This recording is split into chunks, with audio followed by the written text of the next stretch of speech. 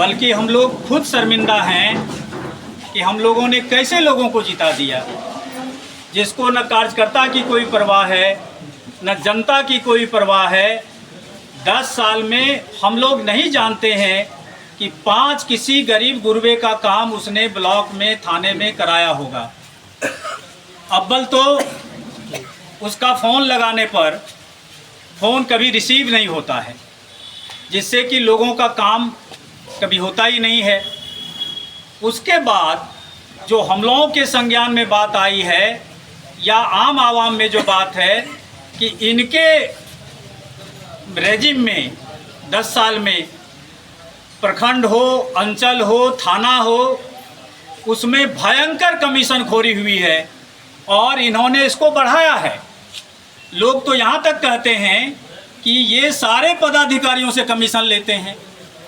हम लोगों ने उसको वोट देकर के इसलिए तो नहीं जिताया कि आप कमीशन लीजिए और आम आवाम का शोषण हो। इस वजह से हम लोगों को ये लग रहा है कि इस बार तो ये जीतने वाले हैं ही नहीं, लोग इसके खिलाफ हैं। तो हम लोगों को लगता है कि किस तरह से महागठबंधन को बचाया जाए, महागठबंधन के सीट को बचाया जाए।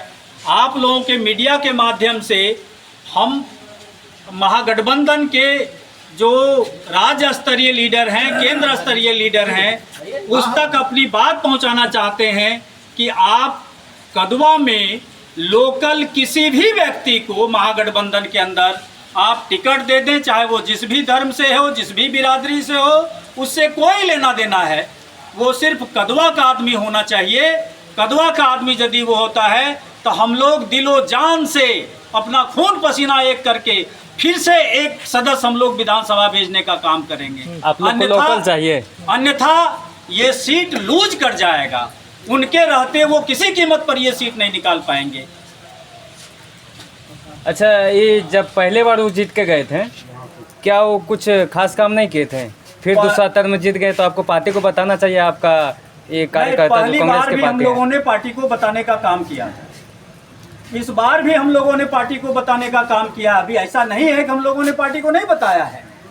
पार्टी के जो शीर्षस्थ लीडर हैं उस तक हम लोगों ने बात पहुंचाई है, लेकिन बात गठबंधन की हो जाती है तो उनको लगता है कि भाई राजद के लोगों को लगता है कि जो सीट कांग्रेस को चला गया उसमें हम लोगों को दिमाग नहीं लगाना है। कांग्रेस के लोगों को लगता है जो राजद को चला गया उसमें हमको दिमाग नहीं लगाना है। लेकिन इस बार ऐसी स्थिति नहीं है।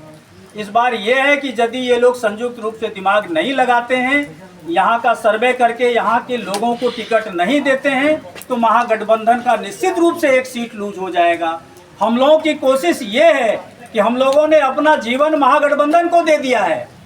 आज वो सीट लूज होता हुआ देख करके हम लोग काफ़ी परेशान हैं। इसलिए चाहते हैं कि ऊपर तक सारे पार्टी के जो महागठबंधन के लोग हैं उस तक ये बात पहुंचे और कैंडिडेट बदलने का काम करे। जब तक कैंडिडेट नहीं बदला जाएगा तब तक ये सीट नहीं निकलेगा। विधायक से परेशान है कि पार्टी से परेशान है? नहीं, हम लोग तो विधायक से परेशान हैं। विधायक से परेशान है हम लोग। देखते हैं कि ये विधायक के कार्यकाल में कहीं पुल है तो कहीं सड़कें नहीं है, ऐसा भी है। ऐसा विकास का काम है, उसमें हम लोग बहुत ज़्यादा नहीं कुछ कर सकते हैं।